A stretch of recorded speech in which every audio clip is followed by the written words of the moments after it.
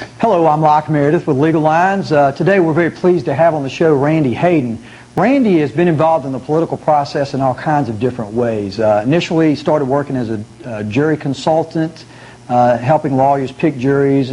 He's also been involved as a campaign manager, most recently for Bobby Simpson, and he's also involved as a lobbyist. That is, he's talking to our legislators and the governor, trying to influence them for folks who are involved in that process. So join us on the next Legal Lines. I'm Locke Meredith. I'll see you there. Welcome to Legal Lines. I'm Locke Meredith. Today I'm very pleased to have on the show Randy Hayden. Randy has kind of a history of political involvement, from a lobbyist to a campaign advisor and manager, to also participating in the jury selection process via focus groups. Randy, thank you so much for being on the show today. Locke, thank you for having me. I appreciate it.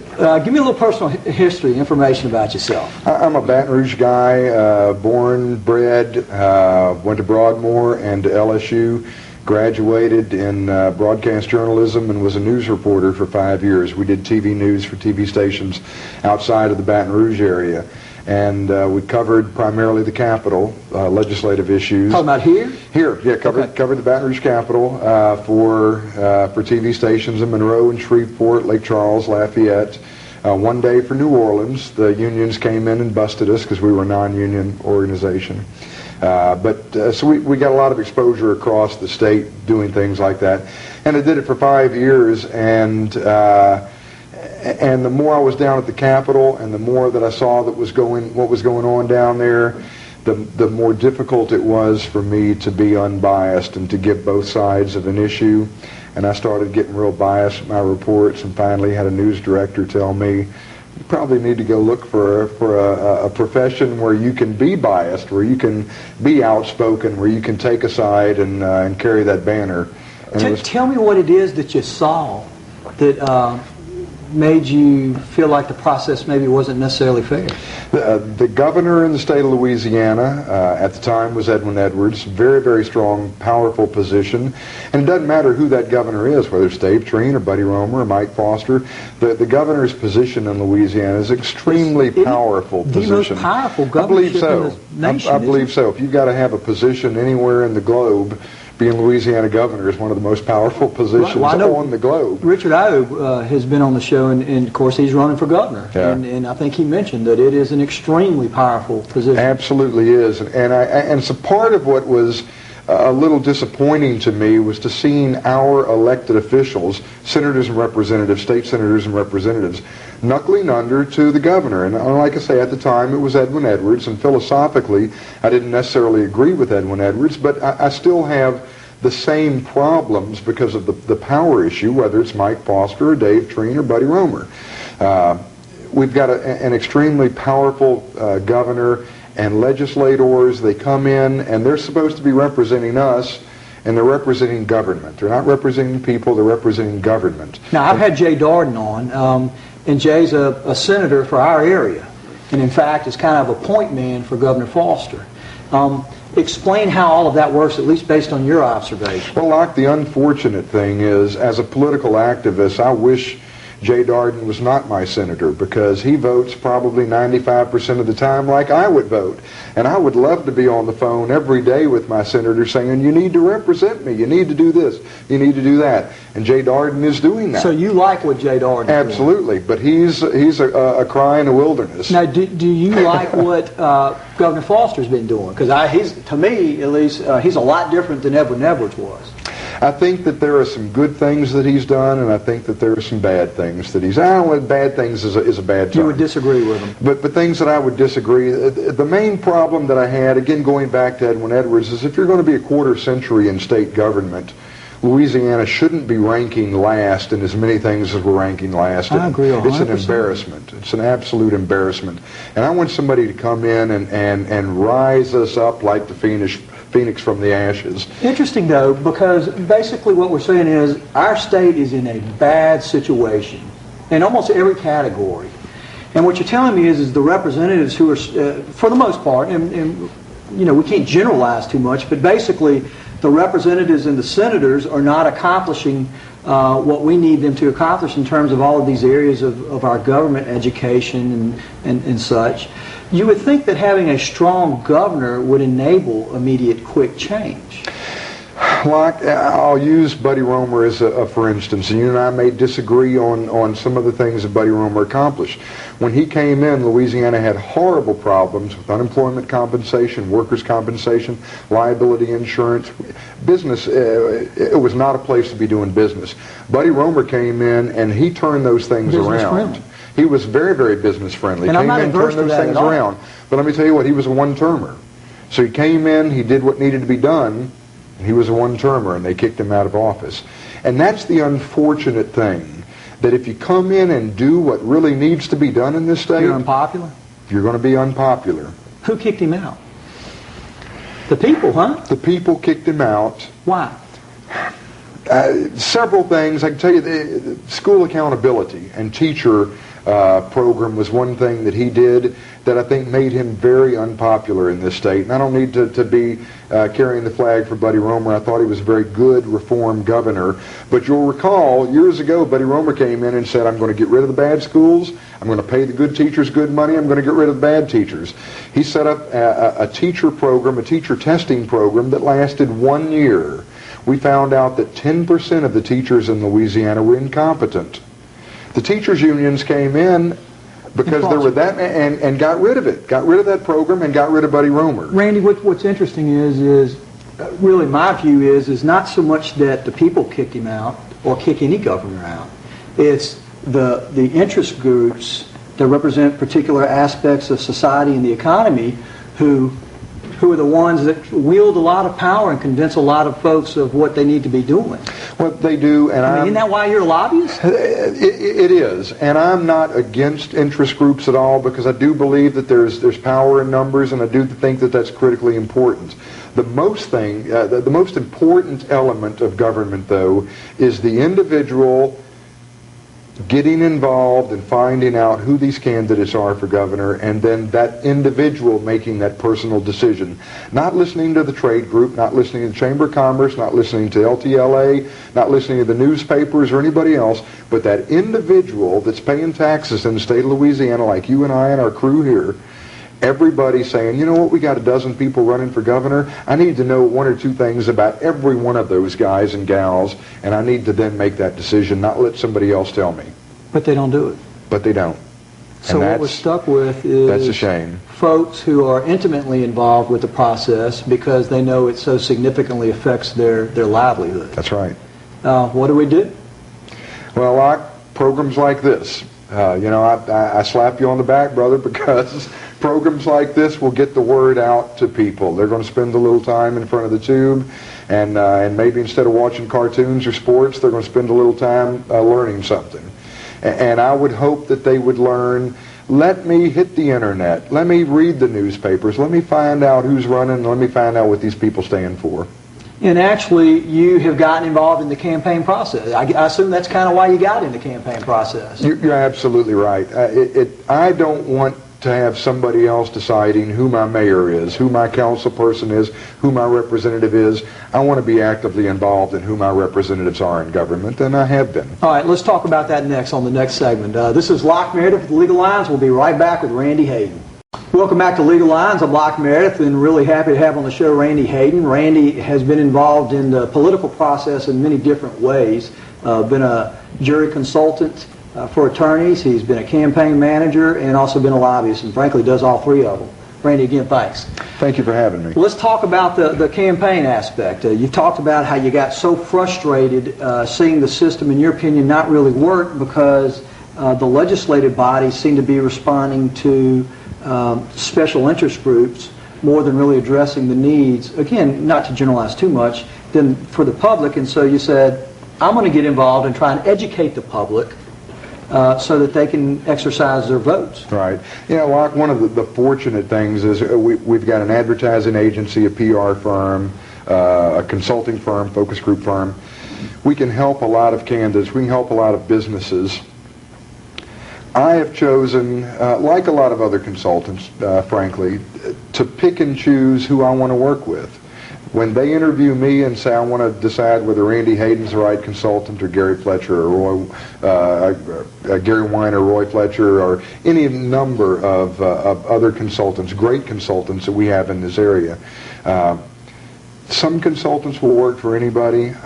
I choose to work with people that I believe are progressive, that are conservative, and somebody that I would vote for. It's been fortunate that we've been able to work with some real good people over the years. Tell me some guys you handled. Here in the Baton Rouge area, I'm very proud of working with Jimmy Field, Public Service Commissioner. Many people remember him as the former LSU quarterback that was a hero in the Cotton Bowl years and years ago. And I know you helped the mayor, helped Bobby Simpson, worked in Bobby Simpson's campaign, Richard Anderson and Judge Mike McDonald, a couple of judges here. And so we've worked quite a few races here in the Baton Rouge area, as well as other areas of the state. Describe the process to me. You talked about they interview you, you kind of interview them, so you can stare people in the eyeball and say, support this guy, because you support him. Absolutely. It really is more than doing radio, TV, newspaper, billboards, putting a bunch of yard signs out and writing a bunch of speeches that you don't believe in. I want to be able to look across the table with a friend of mine like you, Locke, and I want you to be able to say, why are you supporting this guy? And I want to be able to tell you 2 or 3 reasons why you need to be able to vote for somebody like that. And the reason shouldn't be because this person hired me and they're paying me good money. It ought to be because I think that this person's best for our community or best for our state. This is a moral person, a decent person that's going to put 110% worth of effort into public service. So what do you do? What do you do as a campaign manager? We do the radio and the TV and the newspaper and the direct mail. We write the speeches. We plan strategy. When you have, if there are 10 voters out there, you don't have to get all 10 voters. You just got to get 6 of them. And so majority wins. And so our strategy is, let's not communicate to 10 people. Let's communicate to 6 people. So you identify the segments of society that, in essence, target them. You get your arrow ready and you shoot the info to them? Exactly. And that's pretty much what we're doing with focus groups, with jury selection. It's a very targeted approach. It's not a generic approach, but a very targeted approach. We've got a specific message of an individual that wants to get to like-minded individuals. And so the mediums that you use are those that we just discussed. It's kind of mass communication, isn't it? Pretty much is, but there are also limited targeted communications, direct mail pieces.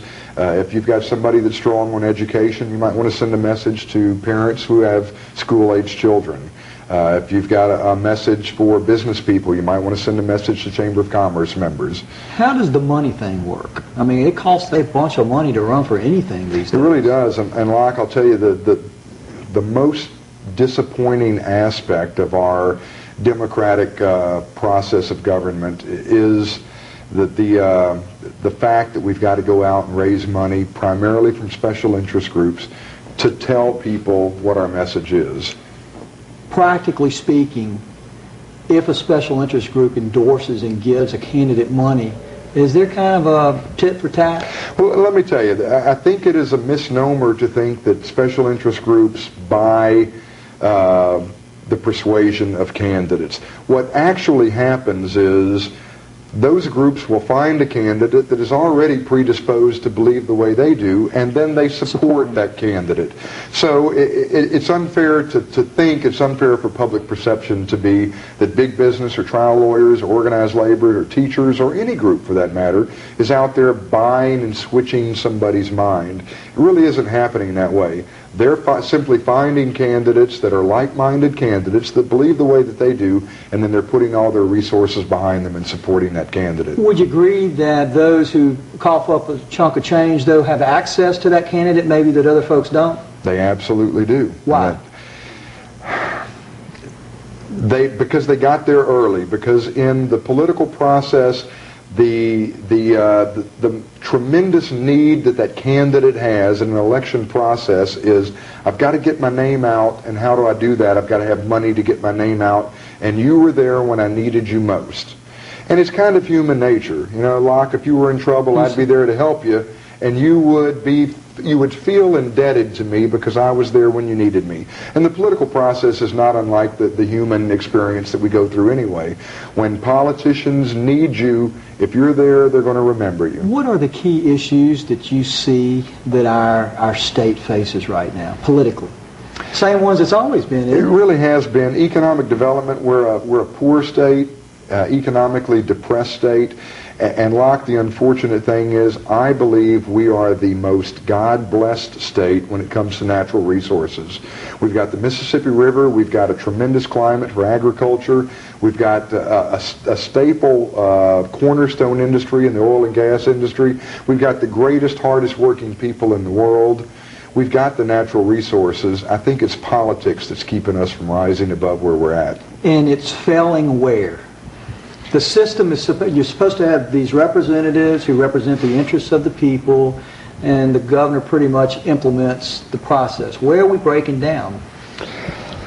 I think we're breaking down in leadership. And again, this is just my opinion, and there have been people that have been here. You've been out there a long time, and you've dealt with these guys. You see them regularly doing the sessions. So, right. So tell me. My opinion is I think we're breaking down in leadership. And that's the disappointing Where? Leadership fact. In the governor? Leadership in the starting Senate? at the very top. At the very top from the governor of the state of Louisiana. And I'll go back to Edwin Edwards. Nobody would question the talent and the ability that he had to put together coalitions and move the state one way or the other. He didn't move the state in the right direction. He moved the state in a real populist direction, the old Huey Long, Earl Long type of philosophy. Define populist for me. Not doing what's best for you, but doing what the majority of people want. You wouldn't let a classroom of 30 kindergarten kids tell the teacher what to do. Well, that's a populist philosophy. We're going to let inexperienced, unknowledgeable people tell the teacher what to do. And that's basically a summary of what a populist philosophy is, having people tell the governor, this is where we want to go, what we want to do. What I want to talk about next is your involvement as a lobbyist. We'll do that on the next segment. This is Locke Meredith with Legal Lines. We'll be right back.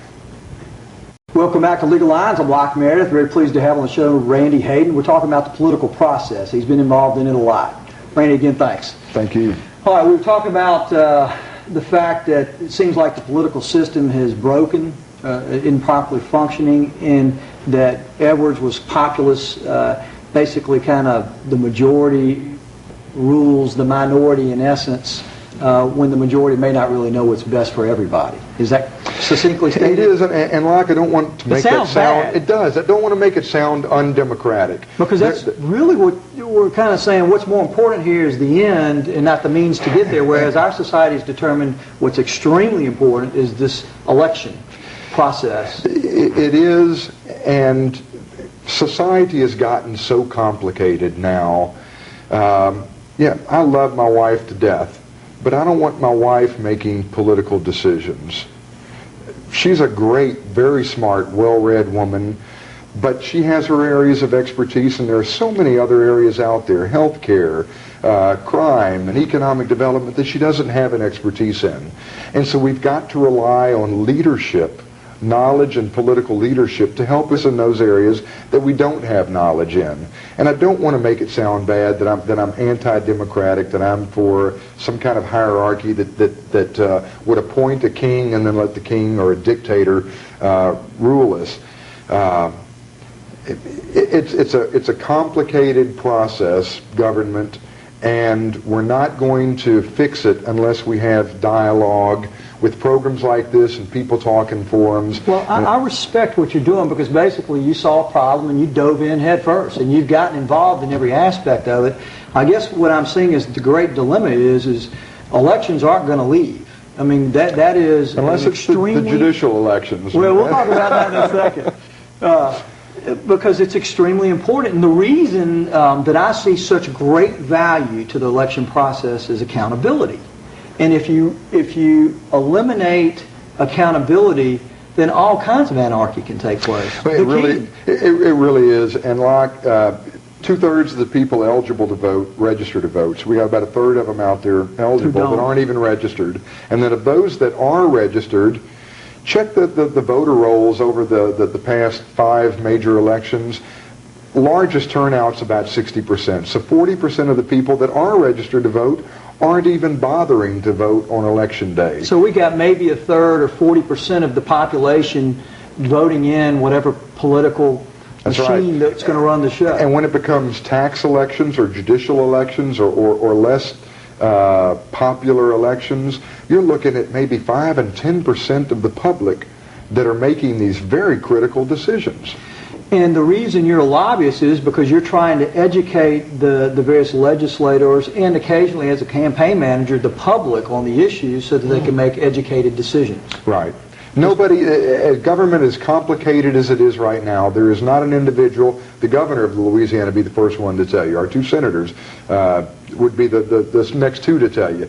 Nobody can have a handle on every aspect of this very complicated society that we're dealing in. So they require lobbyists like me and lobbyists like the hundreds of others that are registered to help give them information. And then we come together in public debate and public forums, just go through the grinding details of the issues and hopefully come to a decision that's going to help the majority of us. So the lobbyist is hired by basically a special interest group who wants a certain path taken by the legislature, Right. certain law passed or a certain law not passed. People will joke, Locke, that lobbyists are the ones that are hired to protect you from the ones you elected.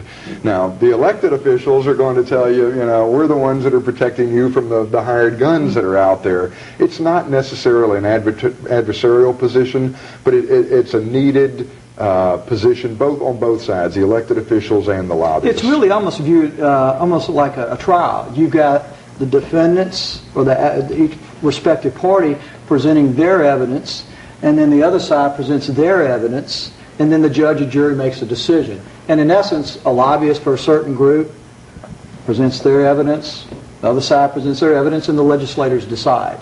Very, very difficult decisions many, many times. I wouldn't have that position. I'm comfortable. People many times ask me, why don't you run for office? Under the current system right now that we have of no-holds-barred scrutiny for politicians and their families and the money that you have to raise, I don't want to do that. I want to put my family through that. But I can tell you what, there's a role for people like me, there's a role for people like you, and there's a role for every one of the viewers that you have out there now, and that's to be actively involved in the people that are running for office. I hold them up as very special people. I pray for them on a regular basis because they are very, very special people, and they do need it. They make very tough decisions. It's a job that I don't want to have, but it's a job that I want to help them do better. We're kind of like the movie critics sitting back saying, not a very good movie, but not willing to be the actor in the movie or put it up. I understand. Exactly. Let's talk about what you're currently lobbying for. You and I have talked about it off the camera before, and that is you're kind of pushing legislators to go for a merit selection of judges.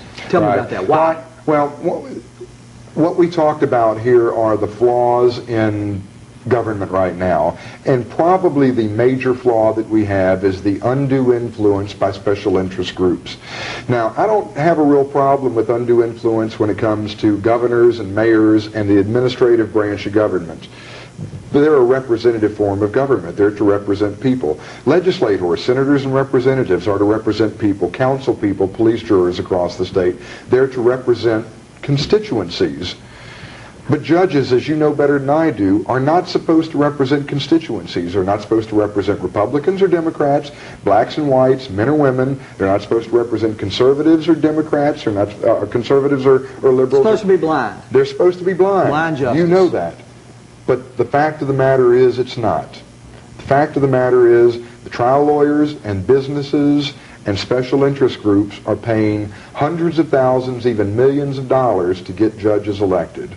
And so you propose that somebody pick who the judge should be. A committee of different folks, lawyers, business folks, legislators, pick the judge, a group of judges, and then the governor chooses the final candidate? That's the way this plan is set. But before anybody starts screaming, 34 states right now are doing this. Louisiana is actually in the minority of states because we elect all of our judges. So 34 states have some form right now of merit selection. Yeah, two issues that I have with it. One, it removes, in my opinion, the judge from being accountable.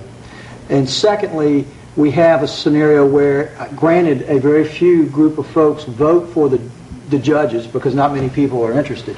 But those folks who vote know what that judge is doing. You're and right. so the whole accountability issue really makes me scared. Well, we want to put of accountability back in it. And one of the things that we want to do is have a mandatory election for all judges. Right now, 20% of the judges are facing re-election. We want 100% of them to face it. All right. Randy, thank you so much for being on the show. Appreciate you having me so much. I enjoyed it. We'll get you back on. This is Locke Meredith with Legal Lines. Thank you for being with us, and we'll see you next time.